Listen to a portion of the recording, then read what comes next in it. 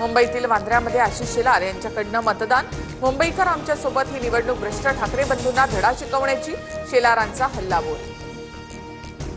पुण्यामध्ये बोगस मतदार पकडल्याचा शिंदेंच्या शिवसेनेचे उमेदवार नाना भानगिरे यांचा दावा। राष्ट्रवादीच्या उमेदवारांनी 2000 बोगस मतदार आणल्याचा भानगिरे यांचा आरोप। छत्रपती संभाजीनगरमध्ये 2 बोगस मतदार पोलिसांच्या ताब्यात। नारायण खुसे यांची बहिणीसाठी बोगस मतदान होत असल्याचा आरोप, तर विरारमध्ये सुद्धा बोगस मतदार सापडल्याची माहिती।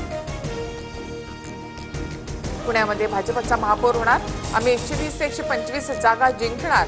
पंतप्रधान मोदी आणि फडणवीसांच्या विकास कामांना पुणेकर महत्त्व देणार, मोहोळ यांची प्रतिक्रिया।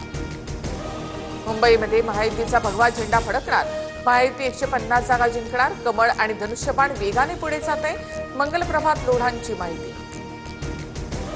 पश्चिम रेल्वेच्या प्रवाशांचा वीकेंड डोकेदुखीचा ठरणार, शनिवारी आणि रविवारी लोकलच्या 240 फेऱ्या रद्द।